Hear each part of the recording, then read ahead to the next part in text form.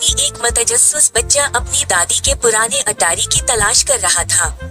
कमरा खाक आलूद नवादिरात, भोले भाले खिलौनों और किताबों के ढेरों से भरा हुआ था। जब उसने पुराने डब्बों के ढेर से धावा बोला तो उसने एक पुराने कपड़े के नीचे छुपा हुआ एक आराइशी अक्स खोला।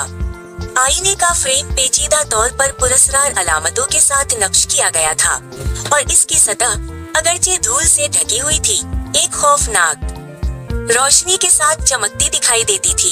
हैरत ज़दा होकर मिया ने आईना साफ किया और इसकी तरफ देखा, सिर्फ ये देखने के लिए कि उसका अक्स एक परेशान किन शिद्दत के साथ पीछे मुड़ रहा है।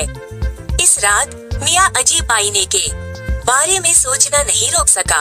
उसने एक और नजर डालने के लिए वापस अटारी में घुसने का फैसला किया। जैसे ही वो आईने के सामने खड़ी हुई, उसने कुछ अजीब महसूस किया। इसका अक्स खुद ही हरकत कर रहा था। हालांकि मिया बिल्कुल साकिन खड़ी थी। अक्स लहराने लगा, फिर शरारत से मुस्कुराया और आखिर में आईने से बाहर अटारी में कदम रखा। मिया अपनी जगह पर जमी हुई थी, हलने के लिए बहुत हैरान थी, क्योंकि इसकी अक्कासी अब खुद की एक जिंदा सांस लेने वाली कॉपी ने कमरे को तलाश करना शुरू किया। अक्कास ने खुद को मेराब के तौर पर मुतारफ कराया और वजाहत की कि आईना एक मुतवाजी दुनिया का पोर्टल है जहां सब कुछ अलग है।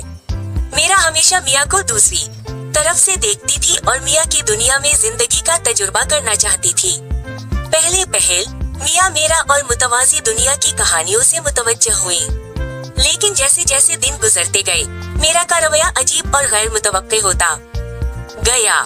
उसने अपने होने का बहाना करते हुए मिया की जिंदगी पर कब्जा करना शुरू कर दिया और मिया के खानदान और दोस्तों के साथ परेशानी पैदा करना शुरू कर दी।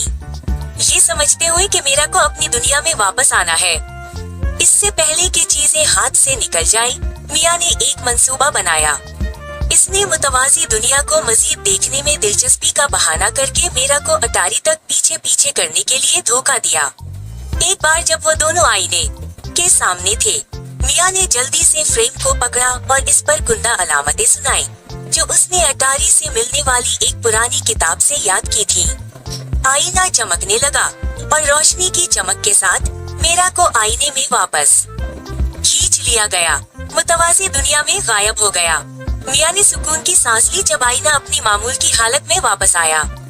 इसने एहतियात से उसे कपड़े से ढांप लिया और फैसला किया कि इसमें दोबारा कभी नहीं झांकना चाहिए, ये समझते हुए कि कुछ इसरार को दरियाफ्त ना करना बेहतर है।